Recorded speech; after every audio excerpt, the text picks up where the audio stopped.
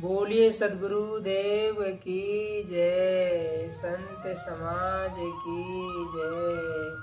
नवयुवक के लिए कबीर साहब एक बहुत बढ़िया दोहा कहे हैं। कबीरा जब मैं पैदा हुआ,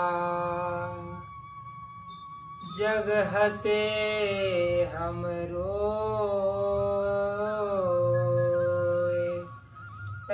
ऐसी करनी कर चलो, हम हंसे जग रोए। कबीर साहब कह रहे हैं, हे मनुष्य, तुम्हें मनुष्य जीवन मिला है, उसमें तुमको 3 अवस्था मिला है, बचपना, युवापन और वृद्धावस्था। ये तीनों अवस्था में सबसे सुंदर अवस्था होती है जो आपकी युवापन होती है। बचपना में अगर आपको अच्छा संस्कार मिला, अच्छा समाज मिला, तो युवापन में एक आप अच्छा व्यक्ति बनकर उभरकर समाज के लिए आप सेवाभावी बनेंगे, परिवार के लिए आप सेवाभावी बनेंगे और राष्ट्र के लिए आप सेवाभावी बनेंगे। लेकिन वैसा हम अपने अंदर में एक अच्छा संस्कार पैदा करें, तब तो हम राष्ट्र हित, समाज हित और परिवार हित के लिए सोच सकते हैं। नहीं तो हमारा युवापन में क्या होता है, हमारा बचपना में क्या होता है कि कहीं ना कहीं गलत संस्कार मिल गए, गलत संगत मिल गए, उसी के वजह से हमारा क्या होता है, संस्कार बिगड़ जाता है, आचरण बिगड़ जाता है, व्यवहार बिगड़ जाता है। और अगर बचपना हमने सही से नहीं संवार पाया तो युवापन भी हमें वही कुसंस्कार बार बार उभर के आएगा। क्योंकि मनुष्य तो पहले से ही दुखित है, क्योंकि पूर्व जन्म का भी उसके पास उसका कुछ कुसंस्कार उसके साथ आ जाता है, आत्मा पे लगी धब्बा आ जाता है। क्योंकि कबीर साहब ने एक बहुत अच्छे साखी कहे हैं कि बहुत बंधन से बांधिया ई बिचारा जीव, की बल छूटे आपना, कीर छुड़ावे पीव। बहुत बंधन से जीव बंधा हुआ है, इसके जन्म मरण के चक्कर में बार बार चक्कर लगा रहा है।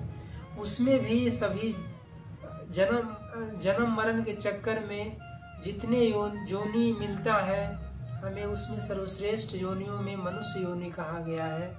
और मनुष्य योनि में हम सारे पापों को काट सकते हैं, सारे पापों को हम अपने से हटा सकते हैं। तो वो हटाने के लिए हमें क्या होना चाहिए, हमें अंदर में अपना एक अच्छा संस्कार स्थापित करना होगा। अब अंदर में हमें अपने अंतस्करण में हमें अच्छा विचार और अच्छा ट्रायल पेश करना होगा, तब हमारा संस्कार अच्छा बनेगा।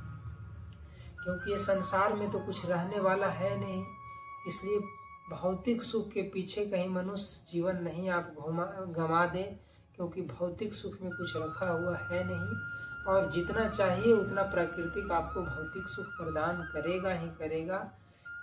और अगर आप इस अपने बचपना जवानी को व्यर्थ खोया, तो उसके लिए कबीर साहब ने कहा है कि हे मनुष्य, फिर पछताते पछताते आपकी जिंदगी की खात्मा हो जाएगी। कैसे कहे हैं, धन न रहे ना जौवन रहे न गाँव ठाव, कबीर जग में जस रहे, कर लो अपना काम। हे मनुष्य जीवन तो मिल गया आपका, लेकिन मनुष्य जीवन को अगर सही से समझ नहीं पाया, इसका सदुपयोग नहीं कर पाया, तो आपका ये युवापन जवानी सारा व्यर्थ चला जाएगा। और जिस युवापन में आप बहुत कुछ कर सकते थे, अपने जीवन के पाप कर्मों का क्षय कर सकते थे, वो सारे कर्म बंद होकर के आपके साथ नेक्स्ट जन्म के लिए प्लानिंग बना करके उसमें आपको दुख भरा जीवन जिंदगी मिलेगा। जो भी जोनी मिले वो भी दुख भरा मिलेगा, क्योंकि मनुष्य ही एक ऐसा जीवन है, योनि है, जिसमें आप अपने पापों को कम कर सकते हैं। और दूसरा जोनी जितना भी है उसमें आप केवल पाप को भुक्त भोगी बनकर भोगेंगे, क्योंकि उसमें कर्म धर्म आप नहीं कर सकते हैं। मनुष्य जीवन में जितने कर्म बनाए हैं, कर्म बंद किए हैं, वो सारे कर्म बंद नेक्स्ट जोनी में आपको दुख पहुंचाने के लिए, भोगने के लिए बार बार शरीर को बदलना पड़ेगा। इसलिए मनुष्य जीवन को अनमोल जीवन कहा गया है। मनुष्य जीवन को दुर्लभ बताया गया है कि मनुष्य जीवन को पाने के लिए, मनुष्य योनि को पाने के लिए देवता लोग भी प्रार्थना करते हैं।